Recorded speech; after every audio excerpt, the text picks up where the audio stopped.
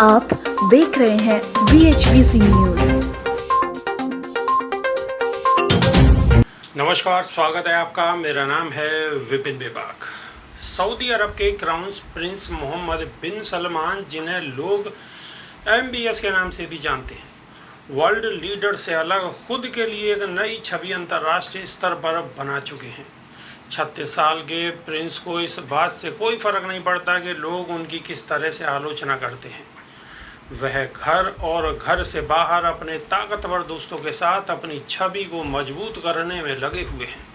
हाल ही में अमेरिकी राष्ट्रपति जो बाइडेन के पहले सऊदी अरब दौरे पर यह बात साबित हो गई कि कैसे वर्ल्ड लीडर की उनकी इमेज सऊदी लीडर के सामने कमज़ोर पड़ चुकी है। बाइडेन MBS से दोगुनी उम्र के हैं, मगर वे सऊदी प्रिंस के सामने हर मामले में कम प्रभावी लगे। बाइडेन ने कसम खाई थी कि वो MBS से नहीं मिलेंगे, लेकिन 15 जुलाई को उनकी कसम टूट गई और जेद्दा के शाही महल में दोनों की मुलाकात हुई। बाइडेन ने पहले तो फिस्ट बम्प्स के साथ उनका अभिनंदन किया और फिर वो 1-to-1 मीटिंग में वो MBS के सामने दबाव में नजर आए। बाइडेन और MBS की मीटिंग पर करीब से नज़र रखने वाले विशेषज्ञों की माने तो सऊदी सुल्तान ने बाइडेन की तरफ से मिले हर सम्मान को ग्रहण किया। उन्होंने बाइडेन से बहुत से मुद्दों पर बहुत ज़्यादा बात नहीं की। नहीं उन्होंने तेल का उत्पादन बढ़ाने का कोई गारंटी दी और न ही रूस या चीन के खिलाफ कड़ा रुख अख्तियार करने का मन बनाया।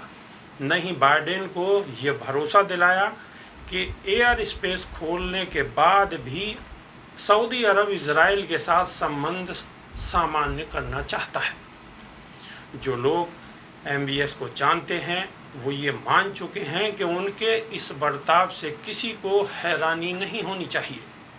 MBS का कद अपने पिता के सुल्तान रहते इतना बड़ा है कि पूर्व अमेरिकी राजदूत तलमीज़ अहमद की माने तो MBS एक असाधारण व्यक्तित्व वाले इंसान है।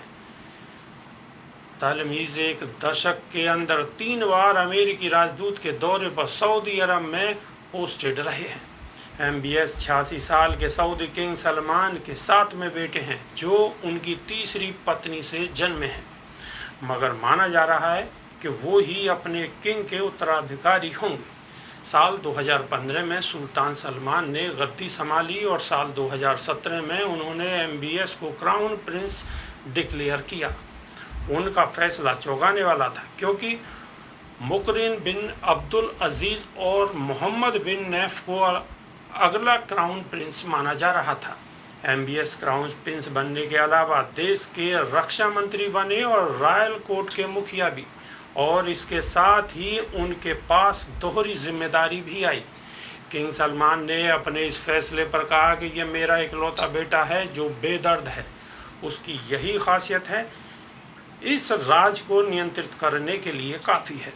MBS के पास न तो कोई मिलिट्री ट्रेनिंग है और न ही विदेशी यूनिवर्सिटी की डिग्री है, लेकिन इन सब के बाद भी वो आगे बढ़ते गए और अपनी छवि से अलग MBS ने देश में कई सुधार किए। उनकी लोकप्रियता कई वजहों से यहाँ के युवाओं में बढ़ी है। विज़न 2030 प्रोग्राम के जरिए उन्होंने देश के युवाओं को नए भविष्य का वादा किया है। तेल से होने वाली आय का बड़ा हिस्सा शिक्षा और नौकरी के अवसरों पर खर्च किया जाएगा। साथ ही MBS ने $500 मिलियन की लागत से तैयार हाईटेक सिटी का प्रोजेक्ट लॉन्च किया है। रेगिस्तान में बनने वाले इस शहर का नाम नियोम होगा। सामाजिक स्तर पर भी इस देश में बदलाव शुरू हो गए हैं।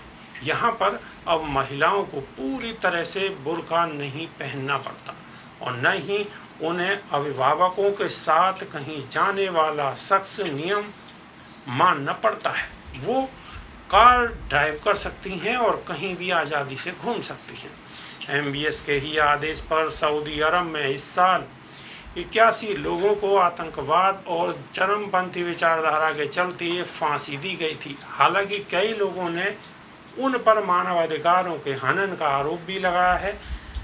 MBS पर रेफ, बदावी और बागी महिलाओं को शोषण करने का आरोप भी लगा है। अभी के लिए सिर्फ इतना ही। नमस्कार। रोज की ताज़ा खबरें सुनने के लिए सब्सक्राइब करें BHBC न्यूज चैनल।